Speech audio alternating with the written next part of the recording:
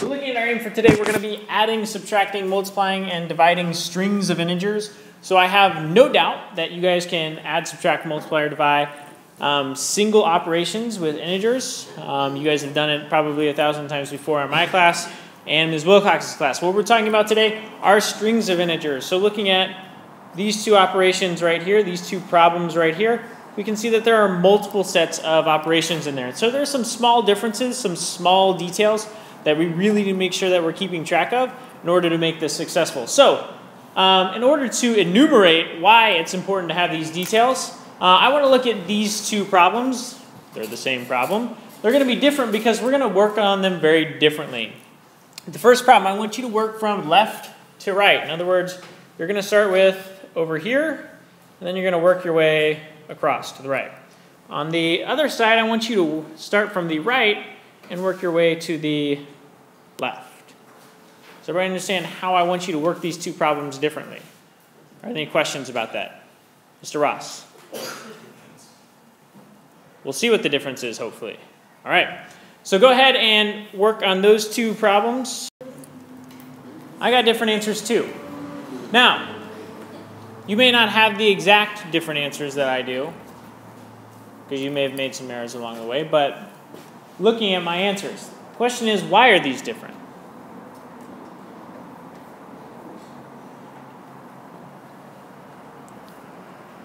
Take 30 seconds. Turn and talk with your neighbor.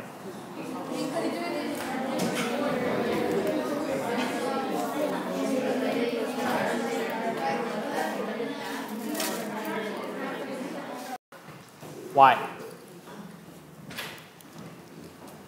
William. Because the second problem, the one on the right, we start from right to left, and then the first problem from left to right, it's more correct than the other way. Why does it matter? Subtraction is not commutable. So he's saying subtraction is not commutative. I'm going to push back on that a little bit. Is there another property that you know subtraction does not meet? Because if we're talking about commutative property, that would suggest that I was moving the terms around. I didn't move the terms around,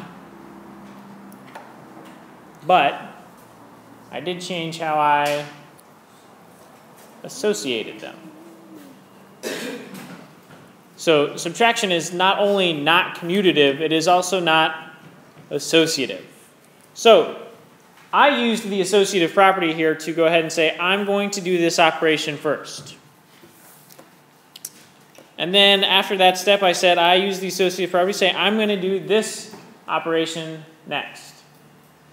Over here, I said, I'm going to do this operation first and this operation next. And as we all remember, subtraction is not associative. That's why we get different answers. Okay, so are the answers different? Yes, they are. And why? Someone with a raised hand, explain to me again what I just said. You don't have to use your own words.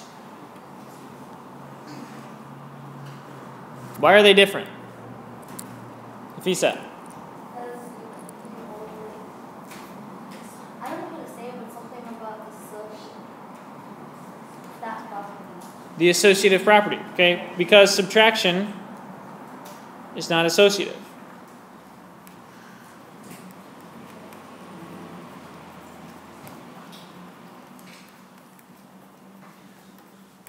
Meaning we can't choose which part to work on first.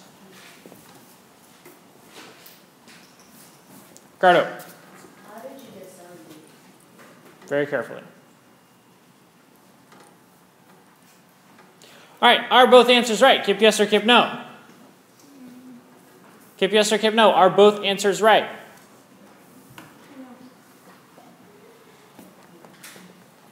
Can you have the same expression have two different values? No. Okay, there can't be two answers here. One of them's right and one of them's wrong. Okay, what can we do to ensure that we don't have this problem with whether it's associative or not. Like some risk takers. Jacqueline.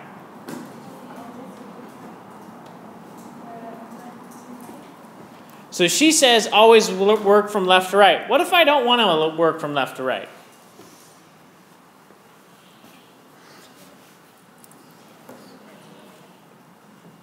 Well, we just proved I can't work from right to left as long as it's subtraction. Jacqueline?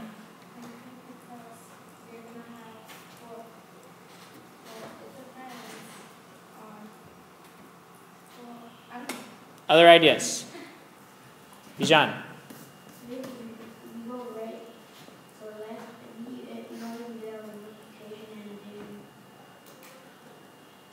Okay, so I could do it with multiplication and addition because multiplication and addition are associative, but these are subtractions. Yang? Leave, change, switch. What does leave, change, switch to? It turns subtraction into? Addition. And addition is associative. So go back to the beginning of the year when I told you first things first, and I told you that I would explain later that I hate subtraction. This is why I hate subtraction, because it's not associative, because it's not commutative. And so I would say to you, why ever deal with subtraction when we can always leave, change, switch and make it addition? Boom, super easy. It's an easy solution. Are both answers right? No, they are not, but guess what? I can always leave, change, switch all subtractions.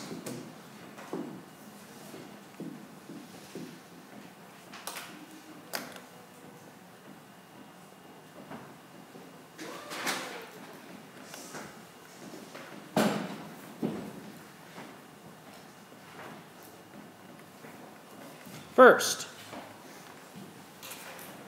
So as I look at this first problem down here, first thing I'm going to do, I see a subtraction. I'm going to leave, change, switch it. That becomes plus a positive. This becomes plus a negative. Now, it's all addition. I can move these terms around all I want. I can associate them however I want. It doesn't really matter because addition is commutative and associative. I'm not going to move them around, but I'm going to say I want to do this group together, and I want to do this group together. Because the associative property is true for addition, that's totally fine. 64 plus 37 gives me 101. 32 plus negative 12. Okay, that's opposite sign subtract. Take the sign on a larger number, in this case is the 32. So that's positive. 101 plus 20 is 121. Another great thing about associative property in this particular problem is that meant I could do two groups at once. Saved me an extra step of work. Kip yes or kip no. Do we love the associative property? If you don't love the associative property yet, you're going to, ECs, I promise you. All right, so associative property, wonderful. Now, this is pretty simple, with one exception. I'm sure a lot of you have heard the phrase, give me a kip yes or kip no if you've heard anybody say this before. Practice makes perfect.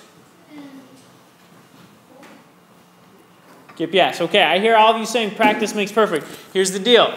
I 100% disagree with that statement. Those of you who've seen me, who've had me out on the basketball court, had me out on the volleyball court, you've heard me say this before.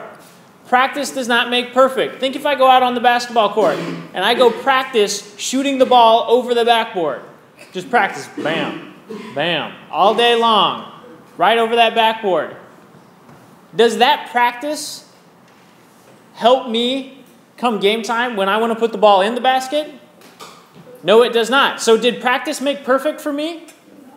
No, it did not. What do I say?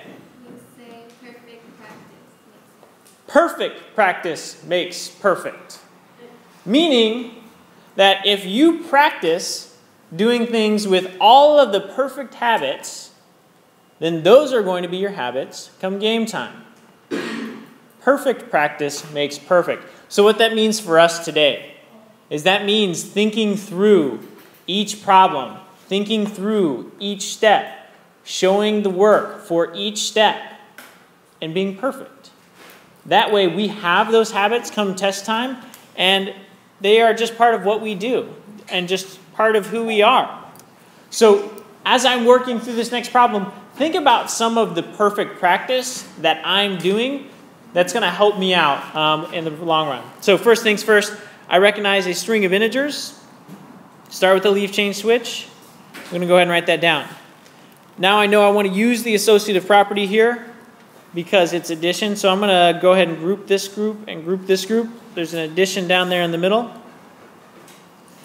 I think to myself, all right, this is opposite sign subtract. So I'm going to come off the side. I'm going to do my operations out to the side. Now there are a lot of people who want to try and do that operation right here in the middle. It gets really, really messy. It makes our work look messy and hard to follow. All right, so I know my answer is 11, but even before that, I recognize that the larger sign is negative, so I'm going to put my negative down even before I put the rest of my answer. Okay?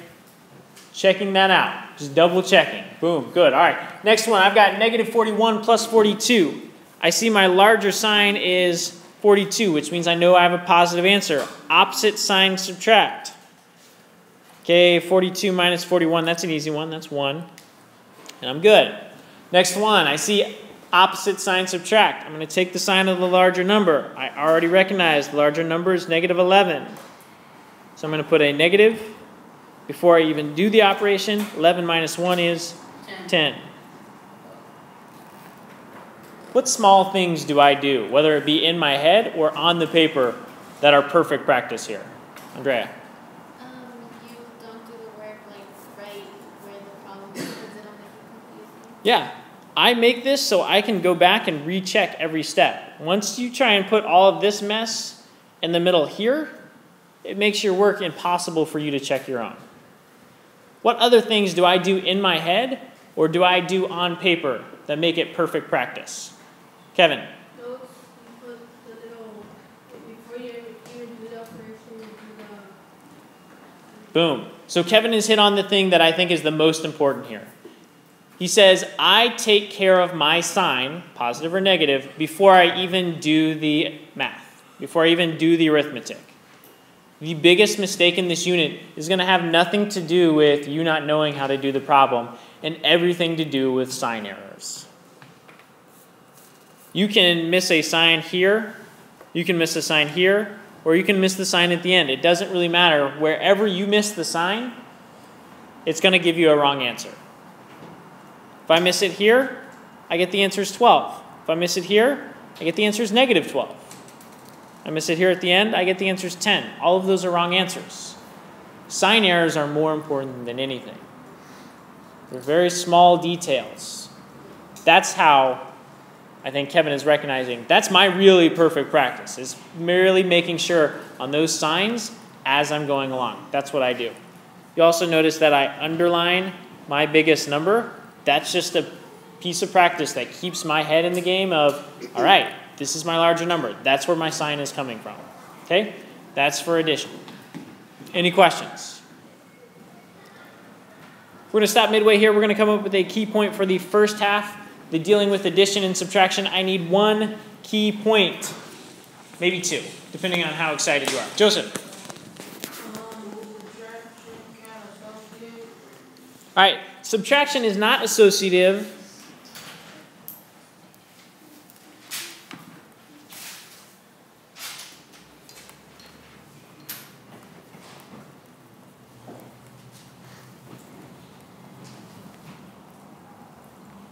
Subtraction is not associative, so what do? Oscar? Leave change switch. Always leave change switch first.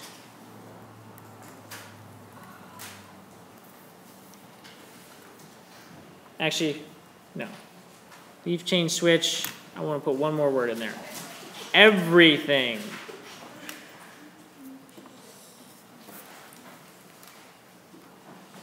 First.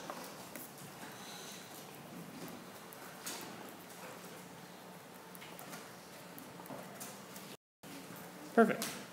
That's my key point. Andrea.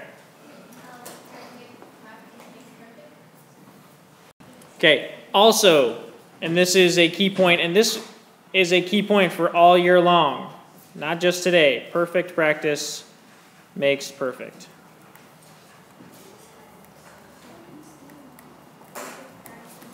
And this is something that you should carry with you all year long.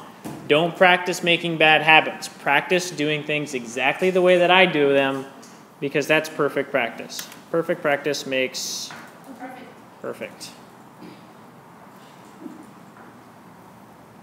All right.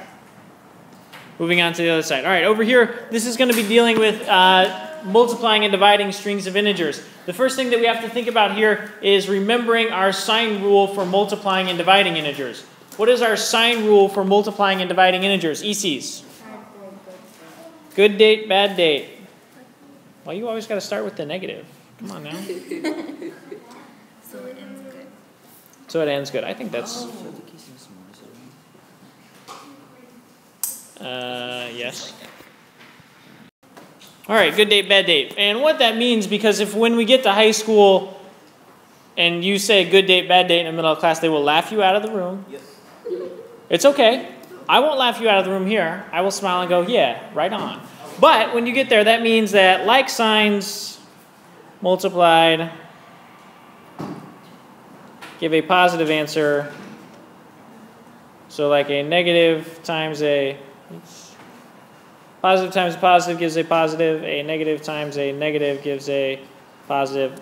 Opposite signs multiplied together give a negative.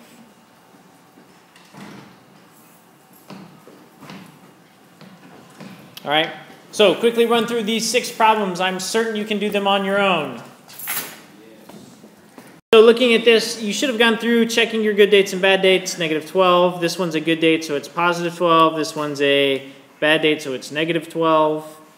This one's a bad date, so it's negative 3. This one's a bad date, so it's also negative 3. This one's a good date, so it is positive 3.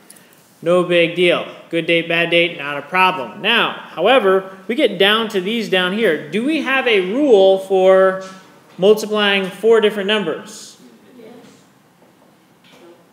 We do? What's the rule? When there's 4 different numbers, multiply. Right, so we don't have a sine rule for 4 different numbers, so we're going to do them 2 at a time. Good news is multiplication is associative. This is a bad date, so this first one gives me negative 8 times. This one is a bad date. A good date, so I get positive 15. I've got 2 more left, so I can do these 2 together using our sine rule. This is a bad date, so it's negative. And do the multiplication off to the side. 0, 4, 120. So it's negative 120. Again, notice that I put off my negative sign first, before I did the multiplication. That's just so I don't make that mistake. Okay, I can do the same thing over here. Again, I can associate these 2 at a time. Okay, this is a bad date, that's negative 32, times a bad date, that's negative 6. And this is a good date, so I'm going to have a positive, which I'm going to just quickly mark off to the side so I don't forget. 32 times 6 is 2, 1, 192. So positive 192.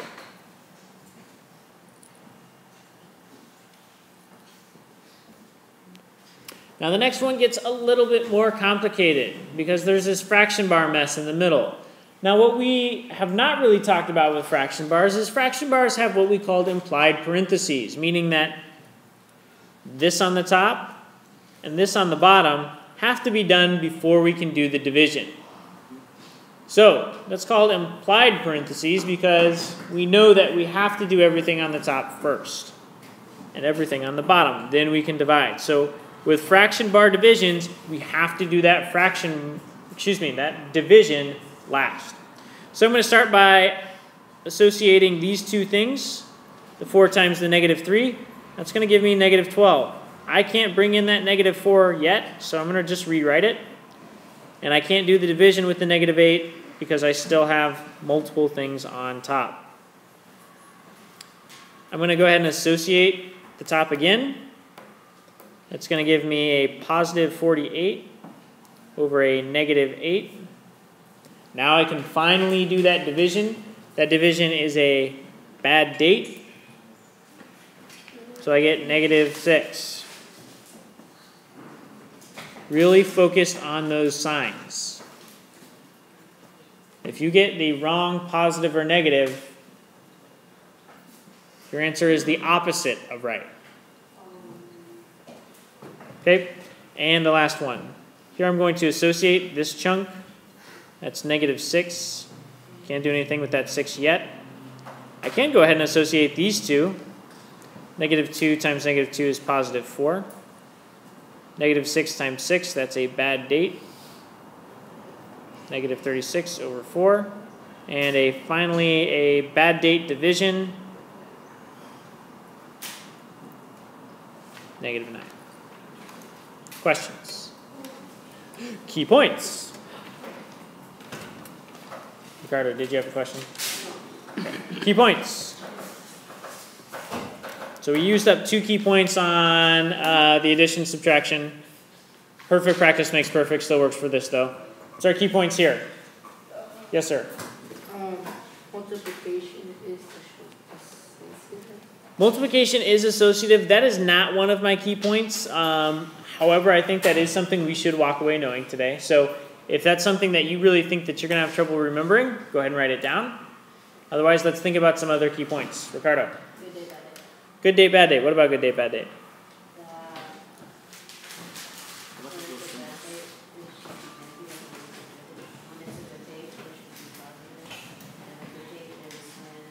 Two positives or two negatives are the same. And bad day is when the negative and positive. Okay, and so how does this work for strings of integers?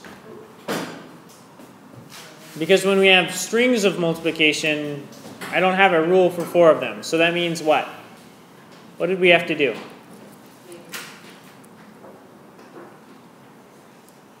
When I had 4 integers being multiplied together, could I use good date, bad date? What did I have to do, Jacqueline? Yeah.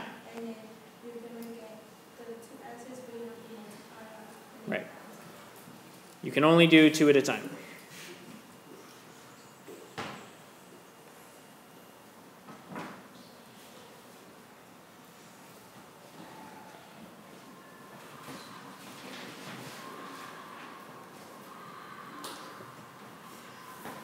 You can only do 2 at a time. All right? Any other questions or key points?